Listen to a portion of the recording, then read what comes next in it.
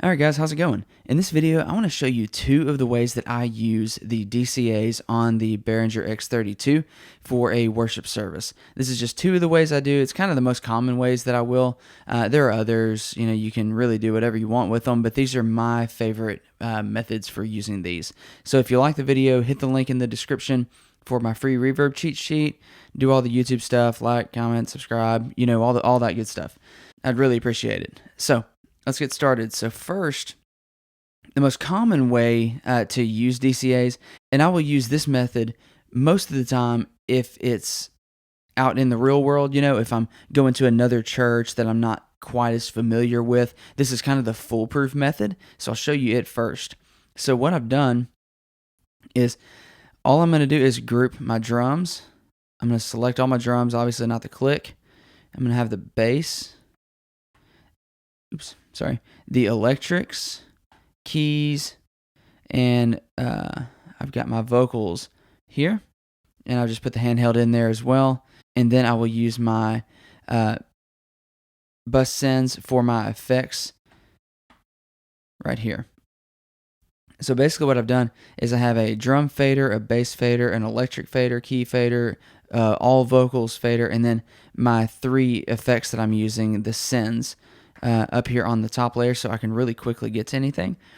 You can throw in the acoustic with the electrics if you want. You can throw the acoustics anywhere you want. It's not one that I'm going to be going for quite as much, and the same for the violin. It's definitely not set it and forget it, but it's just kind of, they don't easily group with these necessarily, and I can just quickly grab them. And basically, if I were to leave this level up along with the DCAs, I can grab anything I want at any time, minus a snare drum or a specific vocal, something like that. So this is kind of the most common way that you'll see them used, where it's basically using the DCAs to group things together. Now, another thing that I like to do, and this is more workflow based, is I will take my DCAs and I'll group different things together that I can use to enhance the workflow of a service. So what I've got is a drum fader, just like the other, and then a band fader, so with all the instruments, and then vocals, just the actual singing vocals, and then our pastor on a handheld, and then an iPod because it is 2007, but that is just pre-roll music, stuff coming from ProPresenter, whatever it ends up being, just sound coming from the computer during a service, and then again my three effects here that I'm going to be using.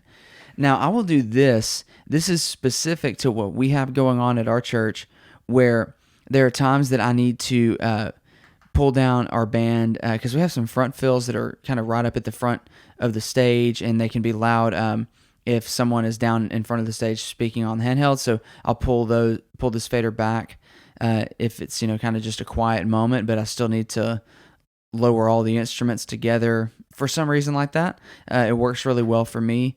And then I have all my vocals here, I can grab quickly the pastor.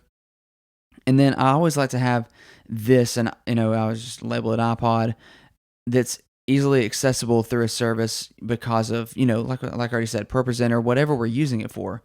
So this setting is more, workflow based, whereas the one that I had before is going to be more of the traditional each element of the band, where you can grab any instrument. It's very mixing based, I guess is how I would describe it. So this is just two different methods that I do use, and this is specifically how I will set them up. Like I said, this here I do mostly if I'm out mixing for other people or setting up other people, because this is foolproof. And then the other setting I have here is very based on what we have going on in our services. So that's just kind of my 2 cents on how you can set up DCAs in a practical sense. You can kind of give this a try. Let me know what you think. Tell me how you set them up, because I see people doing them wildly differently, and I'm always up for suggestions. So yeah, let me know what you think in the comments. How do you do it? What did you think about these? Yeah, see you guys in the next one.